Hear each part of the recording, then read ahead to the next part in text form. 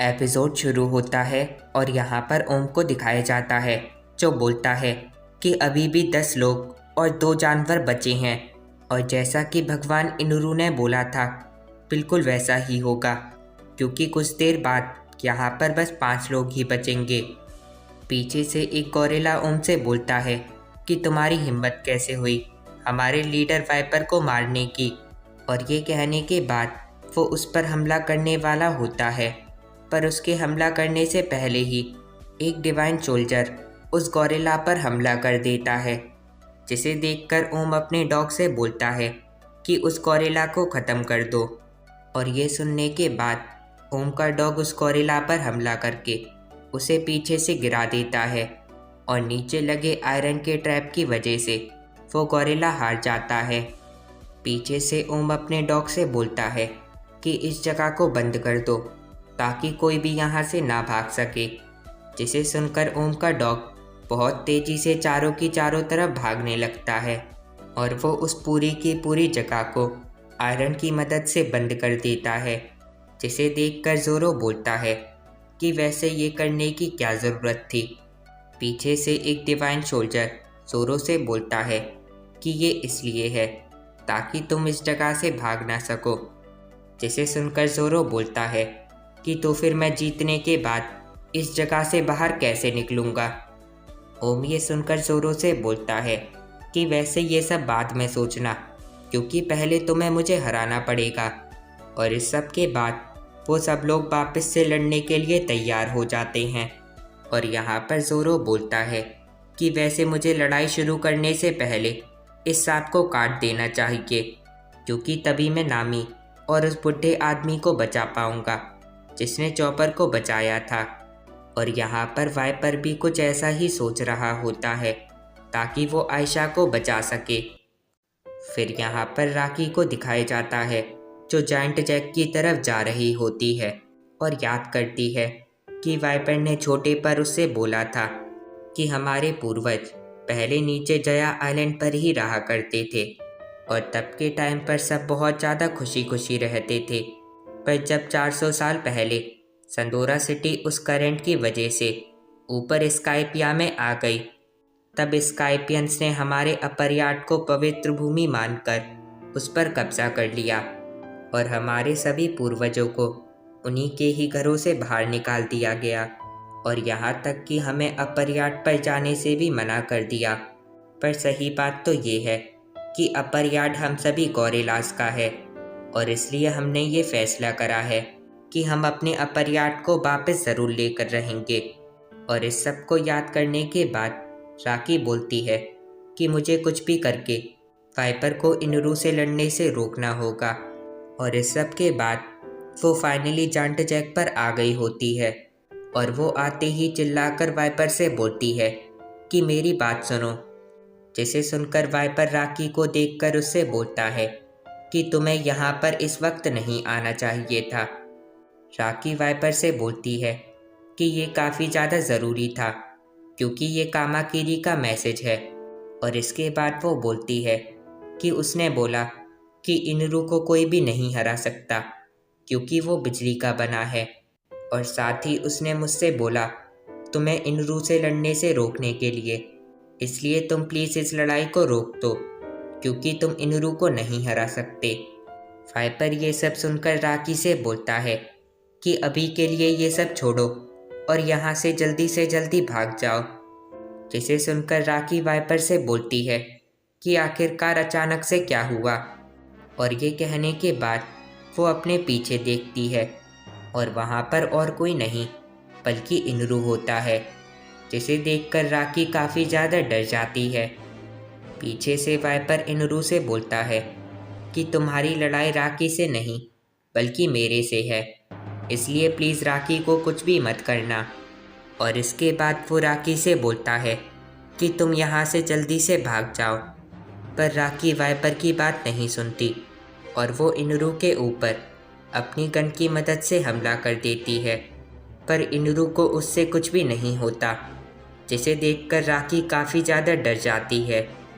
यहाँ पर वाइपर ये सब देख रहा होता है और तभी पीछे से एक डिवाइन सोल्जर वाइपर के ऊपर अपना हमला कर देता है, पर वाइपर उस डिवाइन सोल्जर को बिल्कुल इग्नोर करके राकी से बोलता है कि क्या तुम बिल्कुल पागल हो।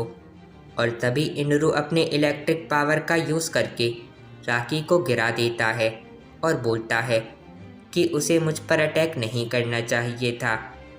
यहाँ पर वो डिवाइन सोल्जर अभी भी वाइपर पर हमला कर रहा होता है, जिसे देखकर वाइपर उसे एक ही बार में मार देता है। जिसे देखकर इनुरू वाइपर से बोलता है कि वैसे तुम अपनी पूरी कोशिश करना इस जगह से बाहर निकलने की।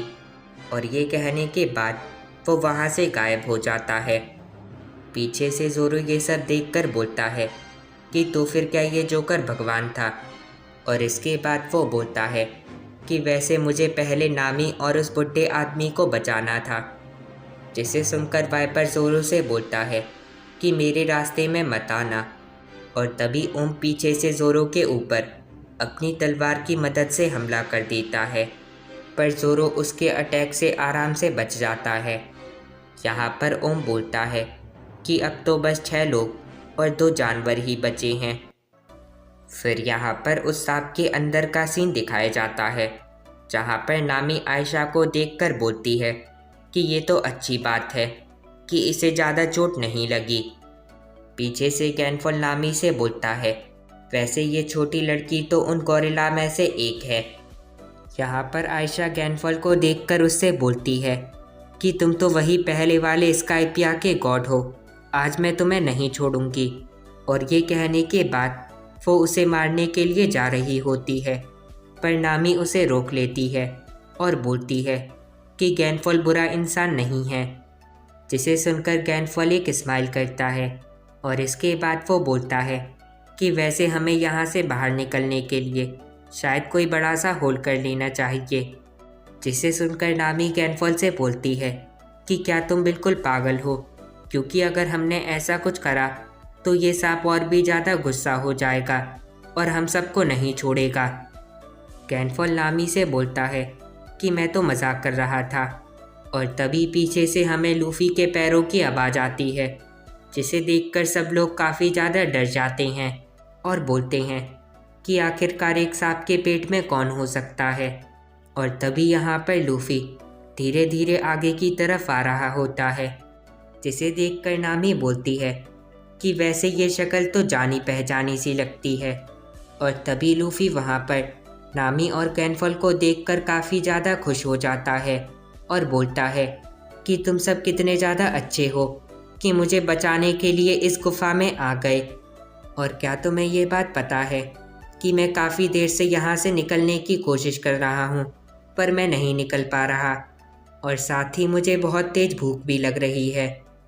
जिसे सुनकर नामी लूफी से बोलती है कि वैसे ये कोई गुफा नहीं बल्कि एक सांप था, जिसने अभी अभी हमें भी निकल लिया था। लूफी ये सुनकर नामी से बोलता है कि क्या तुम्हें किसी सांप ने खा लिया था।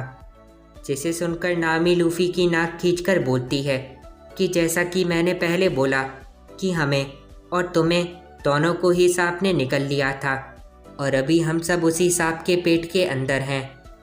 यहाँ पर लूफी अपनी नाक को देखकर बोलता है कि ये तो उसौप का चेहरा था। आयशा लूफी को देखकर नामी से बोलती है कि वैसे ये पागल है कौन। जिसे सुनकर नामी आयशा से बोलती है कि वैसे बताते हुए अच्छा तो नहीं लगता, पर ये हमारी शिप का कैप्टन है। जिसे सुनकर सब काफ़ी ज़्यादा चौंक जाते हैं। यहाँ पर आयशा लूफी से बोलती है कि वैसे तुम इस सांप के अंदर आए कैसे। जिसे सुनकर लूफी काफ़ी ज़्यादा चौंक जाता है और वो बोलता है कि क्या हम एक सांप के पेट के अंदर हैं, क्या ये बात बिल्कुल सच है। नामी ये सुनकर लूफी से बोलती है कि हाँ, यही तो मैं तुम्हें इतनी देर से बताने की कोशिश कर रही थी। जिसे सुनकर लूफी नामी से बोलता है कि अगर ऐसी बात है तो फिर चलो उस रास्ते से बाहर निकल चलते हैं जहाँ से ये सांप अपना खाना बाहर निकालेगा।